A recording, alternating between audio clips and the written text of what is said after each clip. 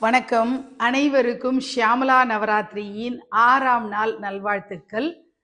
ஹசந்திகா ஷியாமலா அப்படிங்கிற அம்பிகைக்கு தான் இன்னைக்கு பூஜை பண்ண போறோம். நம்முடைய நந்தினி வைப்ஸோட சப்ஸ்கிரைபர் சரஸ்வதி சின்னா அப்படிங்கிற ஐடியில அவங்க தன்னுடைய குழந்தை நல்லா பேசணும் அப்படின்னு பிரார்த்தனை வைங்கன்னு சொல்லி அடிக்கடி மெசேஜ் பண்ணுவாங்க. நானும் என்னுடைய தொடர் பிரார்த்தனைகளை வச்சிட்டு இருக்கேன். அந்த குழந்தை நல்லா பேசணும். கவி காளிதாசர் எப்படி சரஸ்வதி கடாட்சம் காளியினுடைய கடாட்சத்தினால அவர் எப்படி பேசுறாரோ அது மாதிரி ஒட்டக்கூத்தரும் நம்ம தமிழகத்துல சரஸ்வதி கடாட்சத்தினால சூப்பரா கவி எழுதக்கூடிய திறன் பெற்றவரா இருந்தாரு. சரஸ்வதி சின்னா அவங்களுடைய குழந்தையும் நல்ல விதத்துல அழகா பேச ஆரம்பிக்கணும் அப்படின்னு சொல்லிட்டு எல்லாருமா மனமு பிரார்த்தனை பண்ணிக்கலாம். வாங்க பூஜையை பார்க்கலாம். ஸ்ரீ ஹசந்திகா அம்பிகை ராஜஷியாமலாவுடைய முக்கிய பரிவார தேவதை.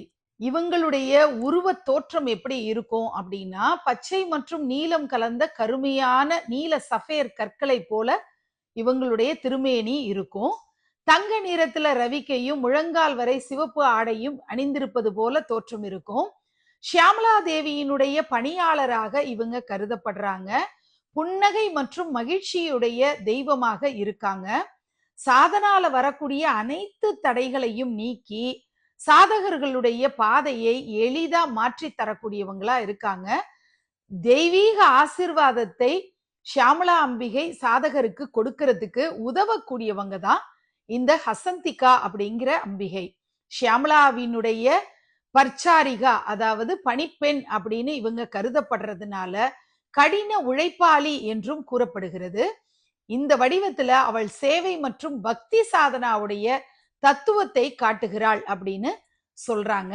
ஸ்ரீ ஹசந்திகா ஷியாமலாவுடைய பரிபூரண கடாட்சம் எல்லாருக்கும் கிடைக்கணும். நம்முடைய பக்தி பாதையில வரக்கூடிய தடைகள் எல்லாம் நீங்க பெறணும்னு சொல்லி நான் மனதார பிரார்த்தனை பண்ணிக்கிறேன். நன்றி.